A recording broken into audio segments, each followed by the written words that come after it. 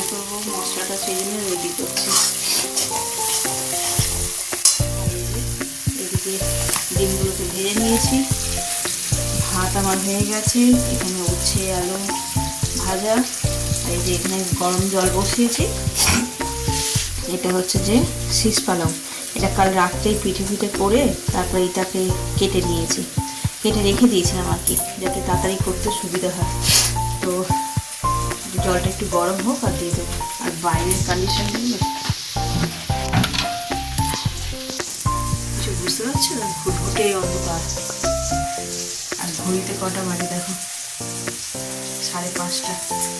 এখনও তো সকাল সকাল উঠেছি, ওর বাবা যাবে ডিউটি, যেমনটা তোমাদের বলেছিলাম। তো সেই জন্যেই রান্নাবান্নাগুলো মোটামুটি আমার হয়ে গেছে। 4:15-20 উঠেছি, তো হয়ে গেছে রেডি। শুধু রুটিটা করবো আর ওর চা করবো, বা আমাকে ডাকবো। এবার 5:30 বাজেনি, যদিও 25 হয়েছে। চলো ডিমের তরকারিটা বসিয়ে নিয়ে তারপর বাবাকে ডাকবো। ঝোলটা ফুটে গেছে, এবার ডিমটা দিয়ে দেবো।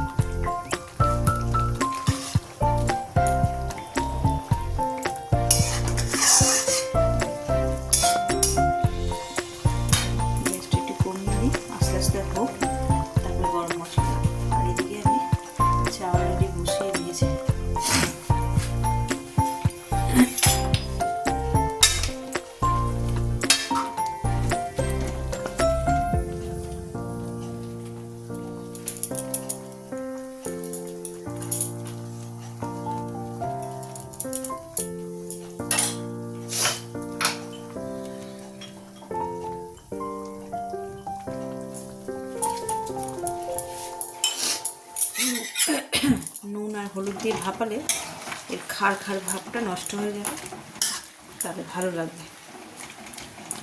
চলো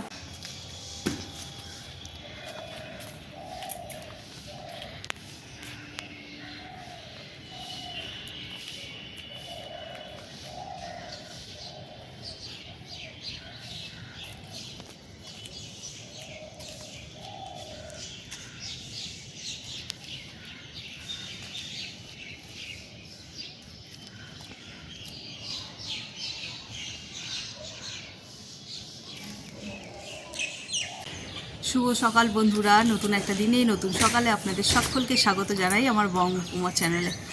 আর ঘড়িতে বাজে 7:45। ওর বাবা জাস্ট বেরোলো, আর আমি আর ঘরে ঢুকিনি, একেবারে সোজা ছাদে চলে এসেছি। ভাবলাম সকালবেলা যখন ঘুমটা ভেঙেইছে, আর আজকে তুলনামূলক একটু ঠান্ডাটা কম, বাইরেটা একটু আছে কিন্তু ঘরের ভিতরে একদমই ঠান্ডা কম। তো চলো সকাল সকাল আজকে ব্লগটাকে ছাদ থেকেই শুরু করে দিলাম। আর শুরু তো হয়েছে সকাল অনেক সকালে, দেখলে যেমন সকাল সকাল রান্না করেছি উঠে। তো এখন মোটামুটি অনেকটা রান্না এগিয়েও ফেলেছি, বাজার যাবে। আর কি রান্না আজকে তো অবশ্য নিরামিষ, ঘরে নিরামিষ রান্না হবে। ওর বাবা যেহেতু অফিসে যায়, 5টা লোকের সঙ্গে বসে খাওয়া দাওয়া করে, তো ওখানে আর ওই নিরামিষ সকাল সকাল কী রান্না করে দেবো, সেই জন্য একটু ডিম করে দিলাম। অনেক দিন পরে আজকে সকালবেলা ছাদে উঠেছি। ছাদে শুধু উঠেছি বললেই হবে না, কাজও আছে। গাছে জল দেওয়া হচ্ছে না, মানে জল দেওয়া হয়নি কালকে। এদিক ওদিক করতে করতে না ভুলেই গেছি ছাদে জল দিতে, এই গাছে জল দিতে। তাই ভাবছি যে গাছে একেবারে জল দিয়ে তারপরে একেবারে নিচে যাব। এই দেখো সকালবেলা অনেক পাখি আসে, আর আজকে দেখছি গাছে বেশ অনেক ফুলও ফুটেছে টুকটাক। এদিক ওদিক করে জবা গাছে ফুল তো ফোটা বন্ধ হয়ে যায়, গরম পড়ছে না, একটু একটু করে গরম পড়লে তখন গাছে বেশ ভালো ভালো ফুল ফুটবে। আর এই গাছটা একদম নেতিয়ে গেছে, এখন একটু জল দিয়ে তারপরে না বেলার দিকে দেখি সময় হলে একটুখানি মাটিগুলোকে খুঁড়ে দিতে হবে।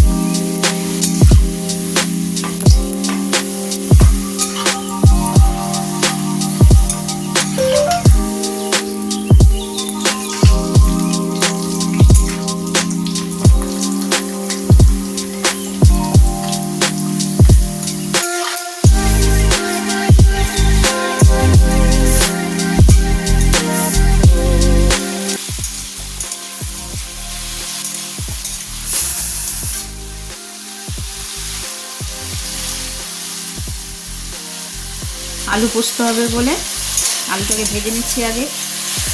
নিরামিষের দিন আলু পোস্ত না হলে হয় না। আর এইখানে বসিয়েছি বিউলির ডাল। আর এদিকে আমার শাকের ঘাঁটাটা অলমোস্ট হয়েই গেছে।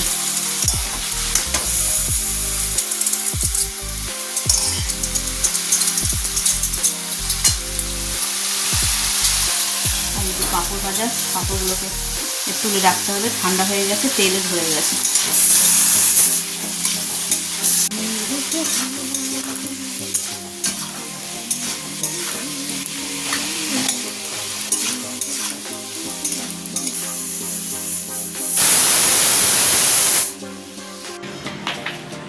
ওদিকে রান্নার সাথে আমি বিছানা একদম টিপটপ করে নিয়েছি, এই ঘরে করে নিয়েছি। এই যে কটা কাচার বেরিয়েছে, আরও অনেক আছে কাচার। ওই ঘরটাও পরিষ্কার হয়ে গেছে। এই যে এটাও একদম নিট অ্যান্ড ক্লিন। এই কটা আছে বের করেছি, এগুলো ছেলের, কালকে ওর কেচেছি, আবার আজকে বেরিয়েছে। আর আজকে আমি এখনও স্নান করিনি, এগুলো ভাবছি কাচাকুচি করে একবারে স্নান করবো। স্নান করে উঠে আবার কেচে আবার সেই স্নান করতে হয়। তো স্নান মানে মাথাটা ভেজালেও গায়ে তো জল দিতেই হয়, পুরো সাবানে একাকার হয়ে যায়। তো সেই জন্য আমি এখন স্নানটা আর করিনি, যেহেতু কাপড় ছেড়ে রান্না করছি। তো আজকে ভাবছি একটু নিজের যত্ন নেবো। দেখছো একটা, এখানে একটা পিম্পল হয়ে গেছে। সচরাচর আর পিম্পল হয় না, যখন ইয়াং ছিলাম মানে টিনেজ বয়সে সেই সময় হয়েছিল, তারপর আর হয় না। একটু কি ব্যথাও হয়েছে অ্যাকচুয়ালি। যা রোদে রোদে ঘুরছি না, মানে রোদে রোদে ঘুরছি বলতে রোদের সময় কাটাচ্ছি বেশি। ছাদে গাছ করে রোদের মধ্যে বসে থাকি, আবার এই ঘুরতে গেলাম, সেখানে পিকনিক হচ্ছে, সেখানেও রোদ। তো ভাবছি আজকে স্কিনটা একটু কেয়ার করবো, এই ঠান্ডার ছোটা স্কিন কেয়ারও হয় না। চলো এইগুলো সেরেছি। রান্নার দিকে আমার কমপ্লিট, ডাল বসিয়েস ওরে পাখি।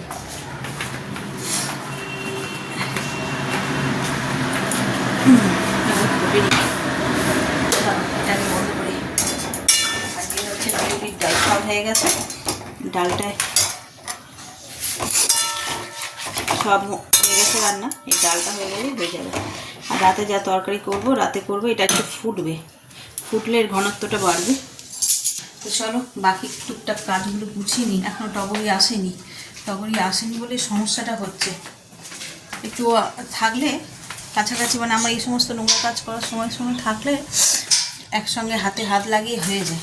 তাহলে ও একবার ঘরটা মুছে দিয়ে চলে গেল, তারপরে আর হয় না। এই খাটের তলাগুলো আমি থাকলে, মানে স্নানের আগে আর কি বলছি, একটু আমি ঢুকলাম, ওই একটু হেল্প করে দিলে হয়ে যায়। তো চলো, এই যে প্যাক বানিয়ে নিয়েছি, তোমাদের বললাম ব্রেকফাস্টটা করে নিয়ে প্যাকটা বানাবো, লাগাবো আর কি। এখানে হচ্ছে বেসন আছে, অল্প একটু হলুদ আছে, আর আছে টমেটো রস।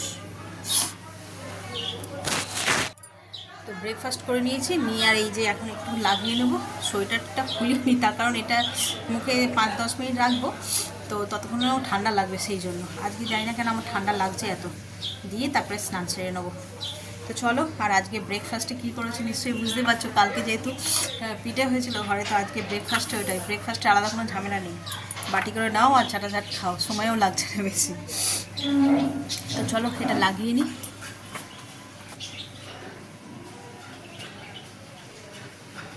এটা পেকেও গেছে একটুখানি, ওই জায়গাটাকে বাদ দিয়ে লাগাতে হবে। টমেটোর রস আছে না, যদি ইয়ে হয় কী বলে, জ্বালা করে। চলো আমি লাগিয়ে নিই একেবারে স্নান সেরে আবার দেখা হচ্ছে।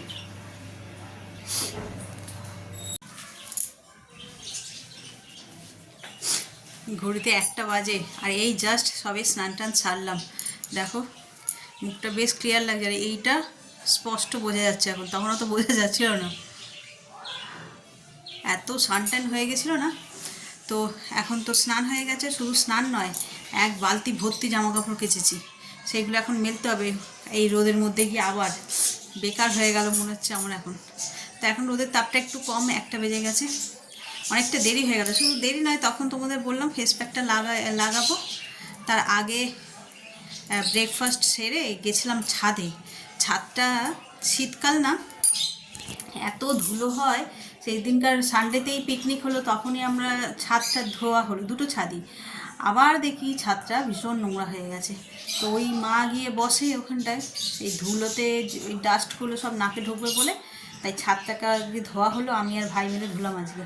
ওর বাবা নেই, ডিউটি গেছে, সেই জন্য আজকে আমরা দুজন ধুয়েছি। আর এই জামা কাপড়গুলো কাচলাম, ওই জন্য একটু দেরি হলো, না আর একটু তাড়াতাড়ি হয়ে যেত। তো চলো আর দেরি না করে এখন ছাদে যাই। দেখবে ছাদটা কেমন ঝকঝক তপতপ করছে, ভালো লাগে। পরিষ্কার থাকলে তো অবশ্যই যে কোনো জিনিস পরিষ্কার ভালোই লাগে। আর ছাদটা বেশ পরিষ্কার হলে না মনে হয় যেন এমনিই মাটিতে বসে পড়ি থেবড়ে। তো চলো নিয়ে যাই, নিয়ে গিয়ে মেলে দিই। এই যে এক বালতি ভর্তি জামা কাপড়, এইগুলি এখন সব মেলবো। আর ছাদটা দেখো পুরো পরিষ্কার ঝকঝক করছে। এদিকটা এরকম, এদিকটাও ধোয়া হয়েছে, এদিকটাতেই বেশি ধুলো হয়েছিল। ওষুধ খেয়েছ? বোতল নিয়েছো, ওষুধের জায়গা কোথায়? হাতে করে নিয়ে চলে এসছো? ও একটার মধ্যে সব নিয়ে চলে এসেছো?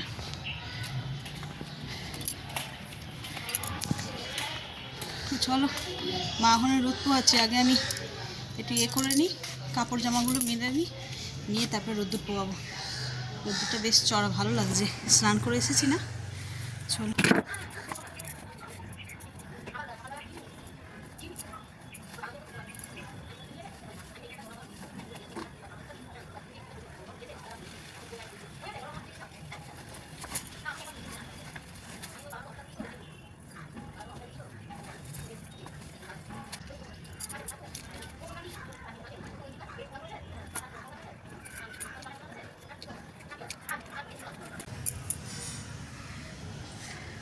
পুরো ছাদটাকে জুড়ে মেলে দিয়েছি, একটাও দড়ি ফাঁকা নেই। আর রোদ্দুরটাও ভালো উঠেছে, বিকেল হতে হতে সব শুকনো হয়ে যাবে, হাওয়াও দিচ্ছে বেশ ভালো। চলো একটুখানি রেস্ট নিয়ে আবার বিকেলে দেখা হচ্ছে। আর আজকে তো কী রান্না করেছি তোমাদের তো সেই সকাল থেকে দেখা, রান্নাই দেখিয়ে যাচ্ছি। পালং শাকের শীষ পালংয়ের তরকারি করেছি, ডাল, পোস্ত, পাঁপড় ভাজা, ব্যাস এই আজকে সিম্পল মেনু। আর সকালবেলায় ওর বাবার জন্য যা করেছিলাম ওর বাবা নিয়ে চলে গেছে। হাঁপিয়ে গেলাম। ওর বাবা এইগুলো করে, মেলাগুলো ওর বাবা করে, কেচে দিই আমি, আর মেলে ওর বাবা। আজ ওর নেই, একটা একটা করে এদিক ওদিক করে করে মেলতে না খুব ঝামেলা। এটা লম্বা থাকে, ধরে মেলে দিলাম, এইখানে একটা ওখানে একটা, এদিক ওদিক করতে করতে মেলতে হচ্ছে। হাঁপিয়ে গেলাম। চলো নিচে যাই, নিচেও একটু কাজ বাকি আছে, এডিটিংয়ের কাজগুলো বাকি আছে, করব। ছাদেও করলেই হয়, কিন্তু কদিন ধরে করছি না, রোদের মধ্যে স্কিনে কিছু দেখা যাচ্ছে না, আর চোখে খুব প্রেশার পড়ছে। চশমাও আনিনি, চশমাটা পরে করতে হবে কাজ। একটু একটু করে রিডিং পাওয়ারটা বাড়ছে, চশমা ইউজ না করলে। ফোনের কাজ করতে হয় না অনেকক্ষণ ধরে। রোজই ভাবি যে যখন করছি তখন চশমাটা পরে করবো, কিন্তু সেটা আর হয় না।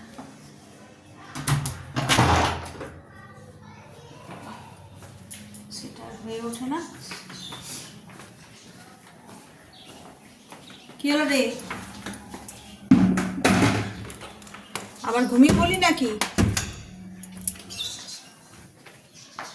পড়ে নে।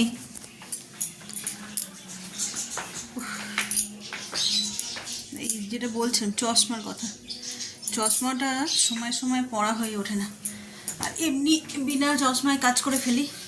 তারপরে যখন খুব চোখ যন্ত্রণা করে তখন টের হয় যে চশমাটা পরিনি। এই দুদিন ছাদে বসে এডিটিংগুলো করছিলাম, রোদের মধ্যে তো, ঘরের মধ্যে ঠান্ডা, কিন্তু ওই রোদে স্কিনে দেখা যায় না বলে ভালো করে এরকমভাবে দেখতে হয়। ওই দেখে দেখে চোখটা বেশ যন্ত্রণা হয়, এই চোখের এই জায়গাগুলো, পাতাগুলো খুব ব্যথা করে। তো চলো করে নিয়ে আবার বিকেলে দেখা হচ্ছে।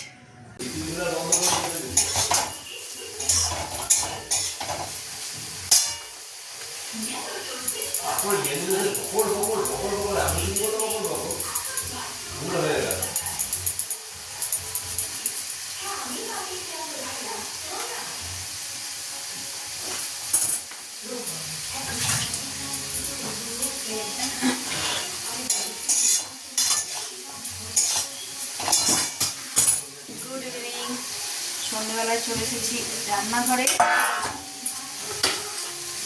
চা করছি, সাথে তরকারি টরকারিগুলো গরম করে নিচ্ছি।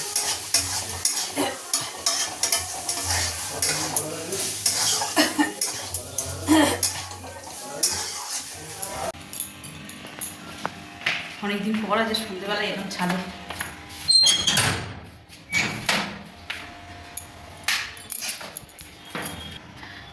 বললাম আজকে সৃষ্টির জামা কাপড় কেচে দিয়েছি, সব এখানে রয়েছে, এগুলোকে তুলে নি।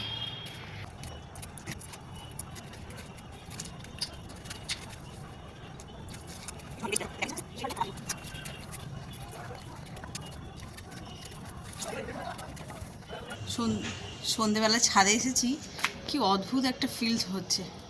মানে এই গরমকাল পড়বে তখন ছাদে রাত্রি 10টা 11টার সময় টুমটুম করে চলে আসি, তখন কিছু মনে হয় না। এখন এসছি, ওর বাবা নেই, একাই এসছি আমি, কী অদ্ভুত লাগছে। মনে হয় এই বাবার এই গভীর রাতে চলে এসেছি ছাদের মধ্যে, চারিদিকটা নিস্তব্ধ, শীতকাল বলে সব যে যার মতন সব ঘরে। আর এই যে জামা কাপড়, এই হেঁসেলের নেতাগুলো নিয়ে নিলাম, আর জামা কাপড়গুলো এই যে এইখানে সব সিঁড়ির ঘরে রেখেছি।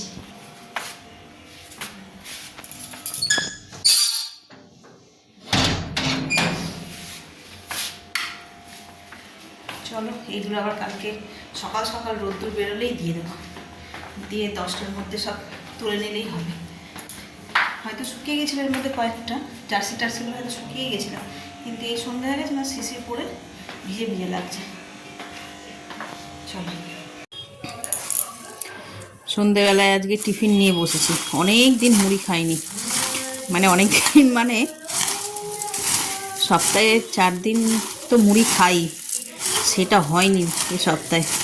এদিক ওদিক টুকটাক খাওয়া হয়ে যাচ্ছে, পিঠে পুলির সিজন চলছে। এই হচ্ছে মুড়ি। তো ঘরে এখন কেউ নেই বলতে ছেলেও গেছে পড়তে, ওর বাবাও নেই। মাকে একটু ম্যাগি করে দিলাম, মা খাচ্ছে, আর আমার ম্যাগি খেতে ইচ্ছা করছে না। তার কারণটাই হচ্ছে যে আমি মুড়ি লাগাই, শসা, পেঁয়াজ, টমেটো, কড়াইশুঁটি এগুলো অ্যাভেলেবেল রয়েছে ঘরে, আর সেই জায়গায় বসে ম্যাগি খেতে ইচ্ছা করে, সেই জন্য মুড়ি মাখলাম বেশ জমিয়ে, বেশি করে চানাচুর দিয়ে। কটা বাজে ঘড়িতে 7টা, খিদে পাইনি, তাও লোভে পড়ে খাচ্ছি। এই মুড়ির লোভ ছাড়া যায় না, বেশ ভালো লাগে আমার মুড়ি খেতে। তারপরে তো এরকম চটপটা টাইপের করে বানিয়ে খেলে তো আরোই। শুধু একটা আলুর চপের দরকার ছিল, কিন্তু এই মুহূর্তে এনে দেওয়ার মতন কেউ নেই, সেই জন্য ওটা বাদ দিয়েই খেতে হচ্ছে। চলো দেখো কি টেম্পটিং লাগছে দেখতে, এই দেখো।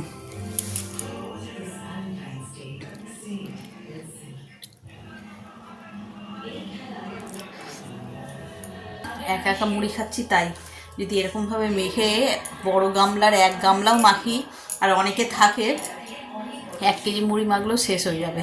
মানে মুড়ি জিনিসটাই এমন, কখনো মানে কি বলবো, বাড়তি হয় না।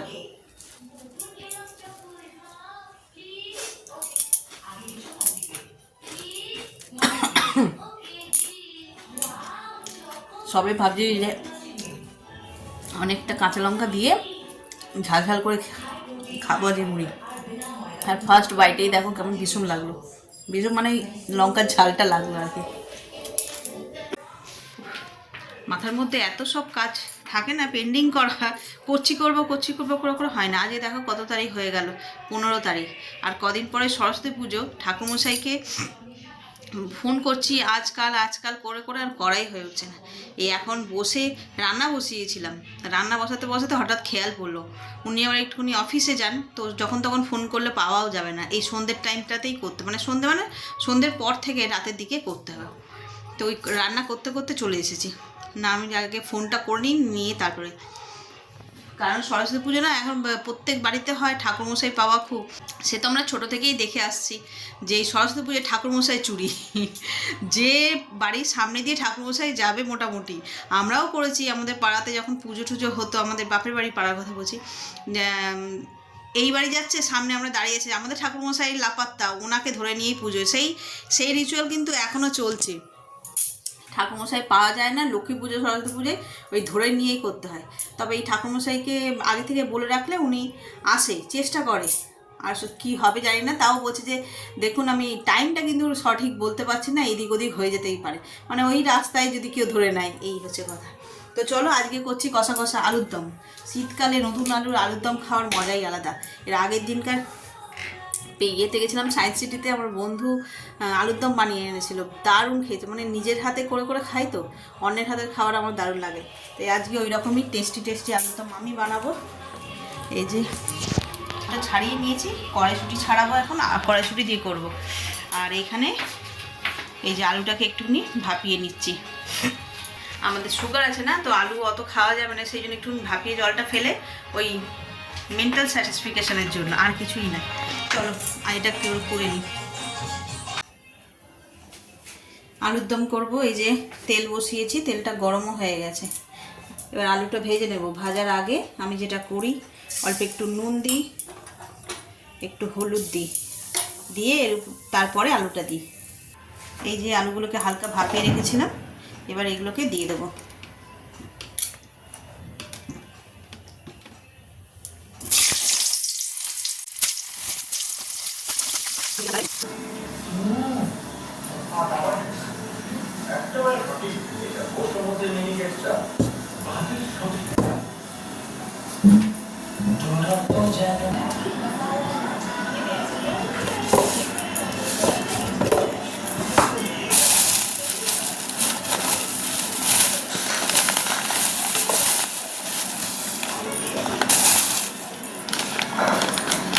আলুগুলোকে ঢেলে নিই।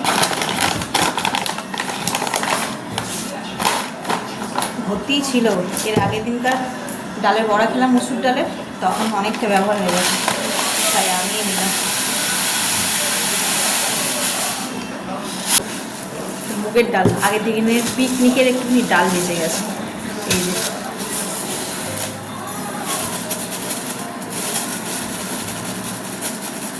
পিকনিকের দিনকার এই ডাল কাণ্ড হয়ে গেছিলো।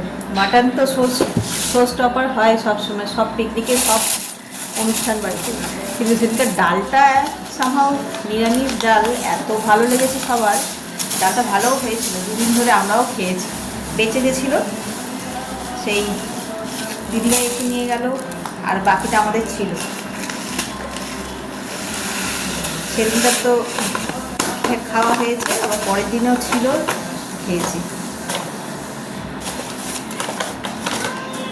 আর একটা কী জানো কথা, যে কোনো অনুষ্ঠান বাড়ি কাজ হলে সেদিনকার খেতে যত না ভালো লাগে, তার পরের দিনকার ওই বাসি খাবার খেতে যেন আরও বেশি ভালো লাগে। জানি না কার এরকম মনে হয়, আমার আরও বেশি মনে হয়, মনে হয় যেন মাংসের টেস্টও মানে দ্বিগুণ হয়ে গেছে। আর বাসি মাছ ফাছ থাকলে, তরকারি থাকলে, এমনি ঘরে আমি যে খুব তৃপ্তি করে খাই তা নয়, কিন্তু অনুষ্ঠান বাড়ির কিছু থেকে গেলে হেভি লাগে খেতে আমার, বিশেষ করে মাংস। আলুগুলোকে লাল লাল করে ভেজে তুলে নিলাম। আর এখানে কড়াতে পাঁচফোড়ন হচ্ছে জিরে, শুকনো লঙ্কা, তেজপাতা ফোড়ন দিয়ে দিয়েছি। এবার এতে একটা এই যে টমেটো, আদা, কাঁচা লঙ্কা, এই বাটা মশলাটা তেলে দিয়ে দেবো।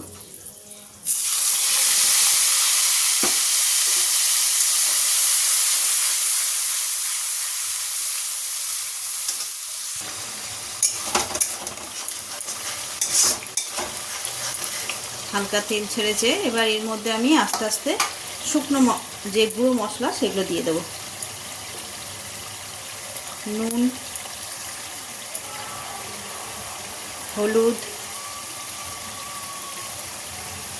জিরে গুঁড়ো, কাশ্মীরি লঙ্কা গুঁড়ো,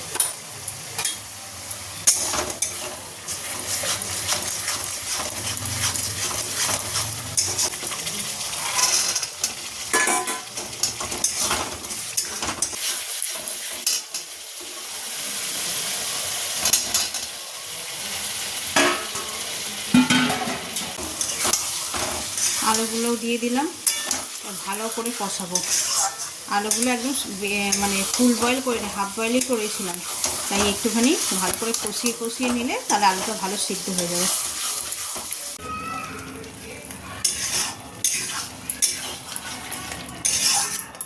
আলুর দমটা একদম রেডি হয়ে গেছে, আলু সব সুন্দর সিদ্ধও হয়ে গেছে। এবার ওপর দিয়ে শুধু ধনেপাতাটা দিয়ে দিলেই হয়ে যাবে।